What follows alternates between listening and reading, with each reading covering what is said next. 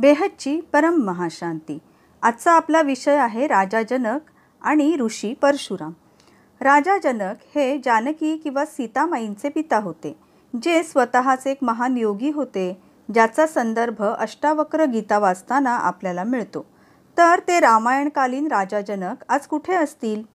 तसेच परशुराम ऋषी, जे भगवान विष्णूंचे अवतार मानले जातात, या दोन्ही आत्म्यांची मृत्यूनंतर गती कशा प्रकारे झाली असेल आणि दिव्य आत्मा परशुराम आज कुठे आहेत? हा प्रश्न सहज तुमच्या मनात येत असेल तर त्याचे उत्तर बापूजींनी आपल्याला काय दिले आहे ते आपण पाहूया। परम शांती। आपले लाडके बापूजी व्हिडिओच्या सुरुवातीला आपल्या सर्व मुलांना परम शांती म्हणत आशीर्वाद देत आहेत। पुढे ते म्हणतात की मी आता राजा जनक यांच्याबद्दल माहिती सांगणार आहे, तसेच ऋषी परशुराम आज कुठे आहेत याबद्दल सुद्धा माहिती सांगणार आहे। राजा जनक यांचा काळ हा रामायण काल आहे, हे आपण सर्व जाणताच। रामायण काळ म्हणजे त्रेतायुगाच्या अंतिम टप्प्यात रामायण घडून गेले तो काळ आहे आणि राजा जनक हे रामाचे सासरे होते, म्हणजेच सीतामाईंचे पिता होते। रामायणाची कालगणना करायची असल्यास आपल्याला कलियुग, कलियुगाच्या दुप्पट द्वापर, कलियुगाच्या तिप्पट त्रेतायुग याची अंशगणना अशी गणना करावी लागेल। द्वापर युगाच्या शेवटी कृष्ण अवतार झाला आणि कृष्णाच्या 1000 वर्षानंतर कलियुग सुरू झाले। त्रेतायुगाचा सुद्धा एकूण काळ 12,96,000 वर्षे आहे। कलियुग आहे 4,32,000 वर्षांचे, ज्यापैकी 4,000 वर्षे पूर्ण झालेली आहेत आणि कलियुगाच्या दुप्पट द्वापर म्हणजेच 8,64,000 वर्षे आणि अंशतः त्रेतायुग म्हणजेच कलियुग 4,000 वर्षे, द्वापर युगाची 8,64,000 वर्ष आणि त्रेतायुगाची अंशतः म्हणजे 32,000 वर्ष असे एकूण केले तर साधारणपणे 9 लाख वर्षांच्या पूर्वी रामायण घडून गेले असेल असे म्हणता येईल। राजा जनक यांना अष्टावक्र यांनी जे ज्ञान दिले ते केवळ मी एक आत्मा आहे इथपर्यंतच मर्यादित होते। त्यावेळेला आत्म्याचे ज्ञान कुणालाच नव्हते, तेव्हा केवळ पंचमहाभूत किंवा 5 तत्व एवढेच ज्ञान सर्वत्र होते। पंचमहाभूत म्हणजेच 5 तत्व म्हणजेच जडदेह, म्हणजेच आकाश, वायू, अग्नी, जल आणि पृथ्वी ही 5 तत्व आणि त्याला चालवणारे चेतन तत्व म्हणजेच आत्मा। एक आत्मा आणि विश्व आत्मा अशा वेगळ्या संकल्पना तेव्हा अस्तित्वात होत्या। आत्म्याचे विस्तृत ज्ञान तर नंतर युद्धाच्या वेळी श्रीकृष्ण यांनी आत्मस्वरूपात राहण्याचे ज्ञान देताना दिले।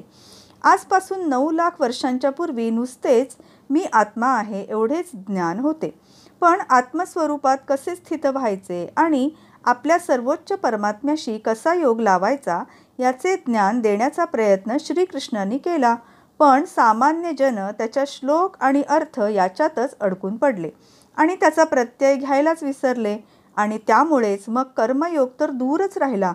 राजा जनक ज्ञानी होते, पण त्यांना कर्मयोगाचे ज्ञान नव्हतेच।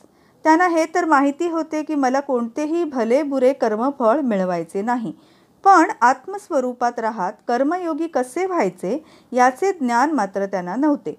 हे ज्ञान खरं तर गीतेमध्ये दिलेले होते।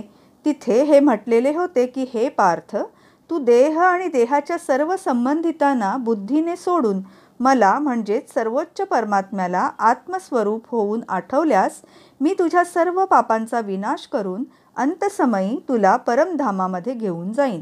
राजा जनक सोबतच समस्त जनता भक्ती मार्गातील पायीक होते, कारण सर्व राजे त्या काळी यज्ञ हवन करत होते। सर्व राजे असून सुद्धा ऋषींच्या प्रमाणे साधेपणाने राहत असत, पण मग त्यांच्यात पावर कुठून येणार? कर्मयोगी जीवन कसे जगता येईल हे मात्र त्यांना माहीत नव्हते।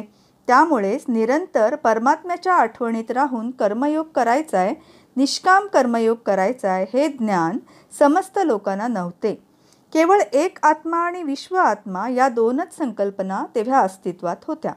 आत्म्यासोबतच या ब्रह्मांडातील ब्रह्मा, विष्णू आणि शंकर, देवी देवता यांच्याबद्दल ज्ञान, त्यांची पूजा अर्चा आणि यज्ञ हवन करण्याचे आणि त्यांची उपासना केल्यानंतर आपण ब्रह्मलोक, विष्णू लोकापर्यंत आणि शिवाची उपासना केल्यानंतर आपण शिवपुरीमध्ये जाऊ शकतो याचे ज्ञान मात्र त्यांना होते। पण मग या सगळ्यातून आत्म्यामध्ये जी पावर यायला पाहिजे ती मात्र येत नव्हती। म्हणूनच तर उत्तरोत्तर आत्म्याची अधोगती होत गेली ना. बापूजी म्हणतात की तुम्ही ज्याला आठवणार त्यालाच तुम्ही प्राप्त होणार आणि त्याच्यामध्ये जेवढी पावर असेल तेवढीच किंबहुना त्यापेक्षाही कमीच पावर तुम्हाला मिळणार. म्हणूनच गीतेमध्ये परमधामामध्ये जाण्याचे, निरंतर कर्मयोग करण्याचे आणि निष्काम कर्मयोग करण्याचे ज्ञान दिले गेले. कारण अष्टावक्र गीतेमध्ये पण हे ज्ञान नव्हते. त्या काळात केवळ निराकारामध्ये ध्यान लावायचे एवढेच ऋषी किंवा राजर्षी यांना माहिती होते. पण गीताज्ञान आल्यानंतर ते वेद शास्त्रांमध्ये मिसळले गेले आणि त्यामुळे जिथे चेतनेबाबत माहिती असेल तिथे आत्मा असा अर्थ घेऊन ज्ञान मर्यादित राहिले. राजा जनकसुद्धा पहिल्या परार्धातील एक महान आत्मा होते. तसेच परशुराम ऋषी हे सुद्धा एक महान आत्मा होते. राजा जनक यांच्या 10,000 राण्या होत्या आणि त्यांना राजर्षी म्हटले जायचे. पण त्यांना कर्मयोगाचे ज्ञान नव्हते. त्यामुळेच ते आपल्या पूर्वीच्या कर्मांचा हिशेब पूर्ण करायच्यासाठी सतत प्रयत्न करायचे आणि परम ज्ञानाच्या शोधार्थ पण प्रयत्न करायचे. म्हणूनच जे मोठमोठे ऋषी असायचे ते आपल्याला कुटुंबातील जीवनामुळे कर्मबंधनात अडकायला होईल या भीतीपोटीच हिमालयात जाऊन तपस्या करत बसायचे.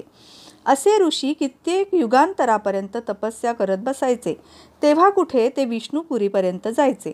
त्यांच्या आत्म्यामध्ये व्यक्तमधून अव्यक्त होत होत उडण्याची शक्ती यायची, मंत्रांची शक्ती यायची.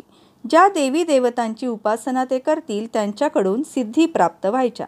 या त्रिदेवांची उपासना करून सिद्धी प्राप्त करून ब्रह्मलोक, विष्णुलोक, शिवलोक पार करून या ब्रह्मांडातील परमधामामध्ये जायचे ज्ञान या सर्वांना होते. पण गृहस्थाश्रमात राहून कर्मयोग करून सर्वोच्च परमात्म्याशी योग कसा करायचा याचे ज्ञान मात्र या राजर्षींना नसल्याने त्यांच्यावर कर्मबंधन चढत गेले आणि 84 लक्ष योनींच्या प्रभावाखाली येऊन हे राजर्षी पण एक सामान्य आत्मा होऊन राहिले. आज सुद्धा राजा जनक मनुष्य अवतारात आहेत. तसेच अष्टावक्र ऋषी आणि ऋषी परशुराम हे सुद्धा सूक्ष्म जगामध्ये तपस्या करत आहेत. ऋषी परशुराम आणि ऋषी अष्टावक्र हे सुद्धा पहाडांमध्ये बसून तपस्या करत आहेत. असे बघा की श्रीरामाच्या आधी जो विष्णूंचा अवतार झाला त्यामध्ये परशुराम हा एक अवतार झाला. परशुराम त्रेतायुगाच्या मध्यभागात आले. त्रेतायुग 12,96,000 वर्षांचे होते आणि ते रामाच्या 5-6 लाख वर्ष आधी आलेले होते. आणि त्यांनी या काळात त्रेताच्या मध्यंतरीच्या काळात क्षत्रियांचे राज्य होते आणि जे क्षत्रिय सामान्य जनमानसांना खूप त्रास द्यायचे, तसेच ज्या क्षत्रियांनी त्यांच्या पित्यांना त्रास दिला, त्यांच्या गायी पळवल्या आणि सुद्धा त्रास दिला, त्यामुळे त्यांनी कित्येक वेळेस साऱ्या क्षत्रिय राजांचे त्यांच्या परशुने शिर काढून टाकले होते. त्यांनी केवळ अशाच क्षत्रियांचा नाश केला जे दुराचारी आणि प्रजेवर अत्याचार करत होते. त्यामुळे त्यांनी अशा क्षत्रियांपासून पृथ्वीला मुक्त केले. परशुरामांनी 21 वेळा पृथ्वीला क्षत्रिय मुक्त केलं असं म्हणणं केवळ एक अतिशयोक्ती ठरेल. पण हे परशुराम ऋषी अतिशय शीघ्रकोपी असे होते. त्यामुळे त्यांच्याकडून सुद्धा महान पाप घडले होते. तेव्हा हनुमान अवतारात हनुमानजींनी त्यांना ज्ञान दिलेले होते. हनुमानजींनी त्यांना सांगितले की तुम्ही एवढी वर्ष पाप केलेले आहे, इकडे तिकडे पहाडांमध्ये भटकत आहात, परंतु मनाला शांती तुम्हाला मिळालेली नाही, तर तुम्ही परमात्म्याचे ध्यान करावे. तसेच हनुमानजींनी शिवशंकराला मानून शिवाची आराधना करण्यासाठी त्यांना समजावून सांगितले. त्यासाठी हिमालयात जाऊन तपस्या करण्याची सुद्धा त्यांना सूचना दिली. परंतु आज सुद्धा ते परशुराम आकारी रूपातच आहेत. असे कित्येक ऋषीमुनी आज सुद्धा आकारी रूपातच पहाडांमध्ये, जिथे ज्ञानगंजबद्दल आपण बोलतो ना, तिथे सुद्धा भटकत आहेत. काही जण दुसऱ्या पहाडांमध्ये त्याग तपस्या करत आहेत. तसेच राजा जनक सुद्धा मनुष्य अवतारात आहेत. म्हणूनच अपूर्ण ज्ञान, केवळ आत्मज्ञान की मी आत्मा आहे, मी आत्मा आहे असे म्हटल्याने काहीच होणार नाही. विकर्म विनाश करण्याचे आत्म्यामध्ये रेकॉर्डिंग पडलेले असते. कारण शरीरात जे रेकॉर्डिंग पडलेले आहे असे अनेक जन्मांचे कारण शरीर, महाकारण शरीर, परम महाकारण शरीरात जे रेकॉर्डिंग पडलेले आहे त्या कर्मांचा हिशोब नष्ट करायचा आहे. या सर्व कर्मांचा विनाश योगबलाने करायचा आहे. योगबलाने विकर्म विनाश करून परमात्म्याकडून शक्ती घ्यायची आहे. इथे बेहदच्या परमपित्याला जाणत असाल तर बेहदच्या आत्म्यांचा परमपित्याशी योगविधी परफेक्ट होईल आणि त्यांना पावर मिळेल. आत्म्याला आत्मस्वरूपाची अनुभूती होईल. आत्म्यामध्ये पावर येईल. आत्म्यामध्ये पावर येताच हे सारे कारण शरीर, महाकारण शरीर, परम महाकारण शरीरामध्ये परम लाईट येईल. परम लाईट आल्याने सर्व विकर्म विनाश होऊन जाईल. कर्मातीत अवस्था प्राप्त होईल. जेव्हा कर्मातीत अवस्था प्राप्त होईल तेव्हा तुम्ही भावातीत बनणार, कर्मातीत बनणार. भावनेत वाहून जायचं नाही आहे आपल्याला. म्हणूनच गीतेमध्ये सुद्धा भगवानांनी अर्जुनाला म्हटले की तू भावनांच्या नदीमध्ये वाहून जाऊ नकोस. हे तुझ्यासमोर जे तुझे देहसंबंधी आहेत, जसे काका, मामा, गुरु जे उभे आहेत, त्या सर्वांचा तू वध करून टाक. नाहीतर दुर्योधनासारख्या असुरांचे राज्य येईल आणि त्यांचे जे पाप आहे ते तुला लागेल आणि तू त्यांना मारले नाहीस तर अजून दुसरं कोणतरी त्यांना मारेल. म्हणून तू तुझे कर्तव्य कर. आणि अर्जुनाला असे पण सांगितले की भावनांच्या नदीमध्ये वाहून जायचे नाही. देह आणि देहसंबंधी जर असुर असतील तर त्यांना सुद्धा मारून टाकायचं आहे. तर हे त्यावेळी संपूर्ण ज्ञान, पूर्ण कर्मयोगी बनण्याचे ज्ञान जे गीतेमध्ये आहे की तू मला शरण ये, कर्मयोगी जीवन व्यतीत कर, निष्काम कर्म कर, हे सर्व ज्ञान त्यावेळेला जनक राजाला दिलेले नव्हते. फक्त मी आत्मा आहे आणि आत्म्याचे ज्ञान देऊन काहीही होत नाही. त्याचे परमात्म्याशी कनेक्शन असायला पाहिजे. कर्मयोगी जीवन कसे व्यतीत करायचे हे ज्ञान पण त्याला पाहिजे ना. विकर्म विनाश करायचे याचे ज्ञान पाहिजे. आत्म्यामध्ये पावर कशी येणार? म्हणूनच आत्मस्वरूपात राहून पावर घेणे आणि आपले विकर्म विनाश करणे हे ज्ञान नसल्यामुळे राजा जनक काय, ऋषी परशुराम काय किंवा ऋषी अष्टावक्र काय, हे जन्ममरणाच्या चक्रामध्ये येत गेले. तर आज सुद्धा राजा जनक कुठेतरी मनुष्य अवतारात आहेत. आता बापूजी परम शांती म्हणून सर्व मुलांना आशीर्वाद देत आहेत. श्रोते हो, आपण पाहिलेत की राम मंदिरासोबतच सर्व भारतीयांची राम राज्याची संकल्पना पूर्ण होताना आता दिसत आहे. आजही श्रोते हो, सुराज्य होणे म्हणजेच रामराज्य येणे असे म्हटले जाते. आणि सुराज्यासोबतच आपल्या भारतीयांचा मूळ धर्म जो आदी सनातन देवी देवता धर्म आहे, जे आपल्याला बापूजींनी सांगितलं आहे, त्याची पुनर्स्थापना नक्कीच होईल. आणि भारत देश पूर्ण जगासाठी आदर्श देश म्हणून पुढे येईल. श्रोते हो, हा व्हिडिओ तुम्हाला आवडला असल्यास व्हिडिओला नक्की लाईक आणि भरपूर शेअर करा. छान छान कमेंट करा. आणि जे नवीन श्रोते असतील त्यांनी आमच्या चॅनलला जरूर सबस्क्राईब करा. तसेच व्हिडिओ खाली छान छान कमेंट करा. तुमच्या काही शंका असतील तर नक्की विचारा.